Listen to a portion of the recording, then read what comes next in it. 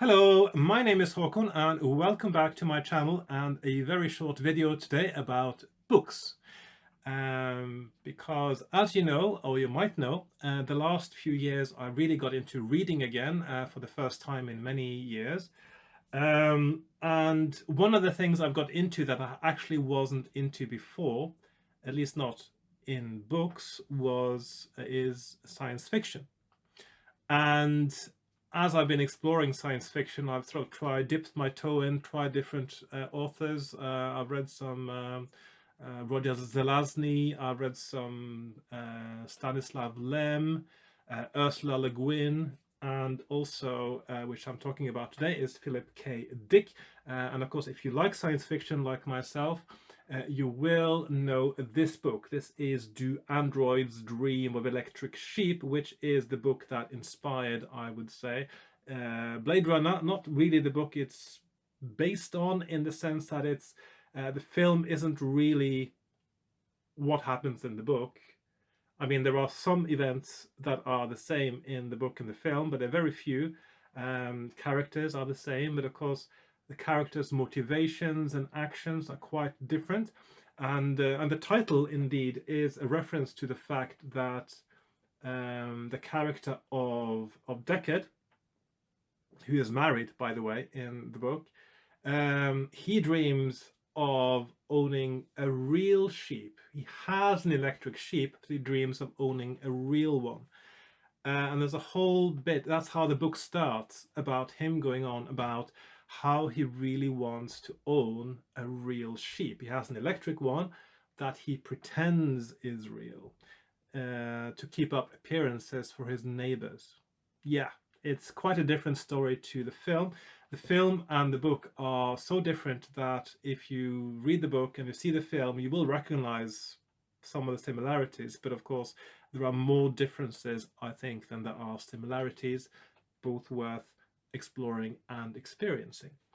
So if you have seen the film Blade Runner, also read the book, because it's a completely different thing. So yeah, recommend it.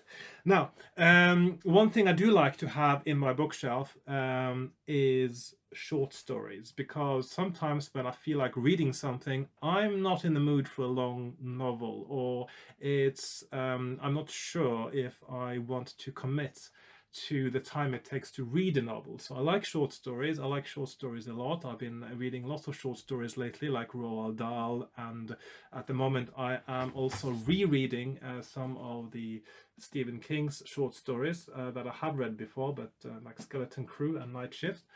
But I do like science fiction short stories, and I like Philip K. Dick's Do Androids Dream of Electric Sheep. I like some of the topics he takes up about spirituality and religion as well, for instance, which are on the philosophical level, I find quite interesting. And so I thought I wouldn't mind having some more of Philip K. Dick's stories available to me in my bookshelf for whatever time that I might think to myself, now I would like to read a Philip K. Dick short story.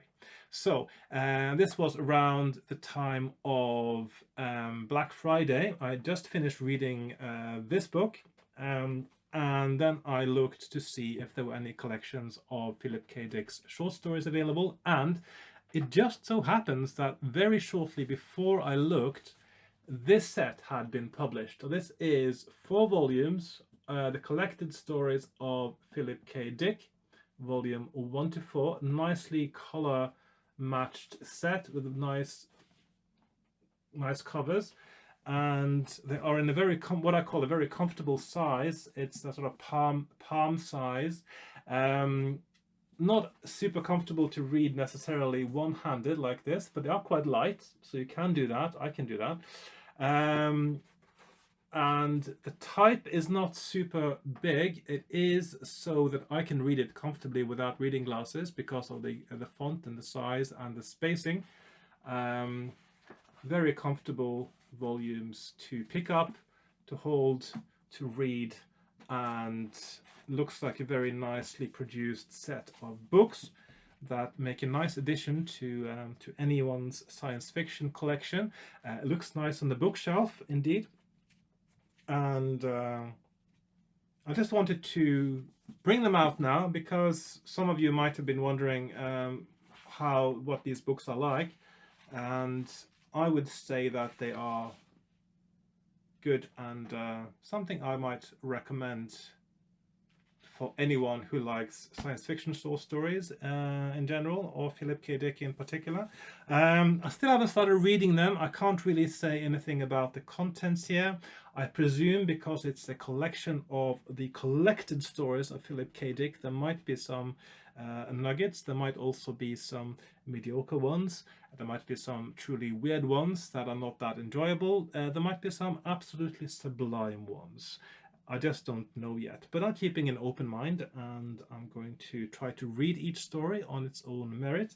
I do know that Philip K.Dick, allegedly, what I've heard, is that towards the latter part of his career in particular, he went more and more into this sort of spiritual kind of writing, maybe a little bit more abstract, a little bit more new agey for all I know.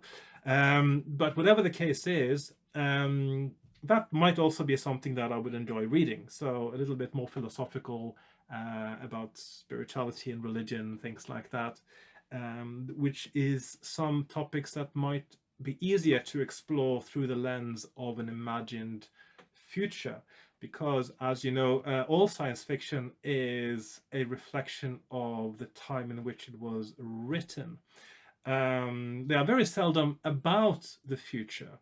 The setting of a science fiction story is usually an imagined future, but not in the way that you would expect it to evolve from the present day, but where you can create a discussion about problems facing the present day and then imagining solutions to them.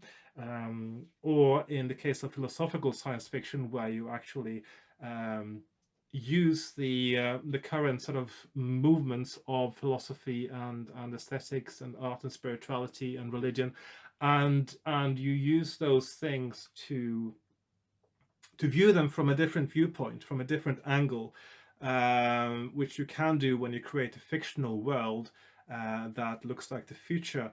And you can often what is done by science fiction writers is they distill some elements of their present time and they expand it to be more dominant in this imagined future in order to show what the effects of that might be if things happen in a certain way.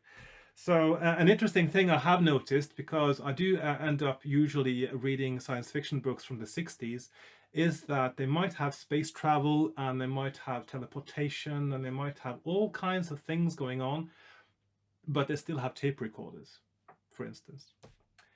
It's almost like they didn't imagine a different storage format than tape at the time, which is quite interesting. So yeah, things like that. In any case, if you wondered about these books, I would say I would recommend them just for if the content is something that you appeals to you or you think might be appealing to you. As volumes of books, they are beautiful, they are comfortable to hold, and they are comfortable to read, which might be all you need. So thanks for watching, and I'll see you in the next one. Goodbye for now. Bye bye.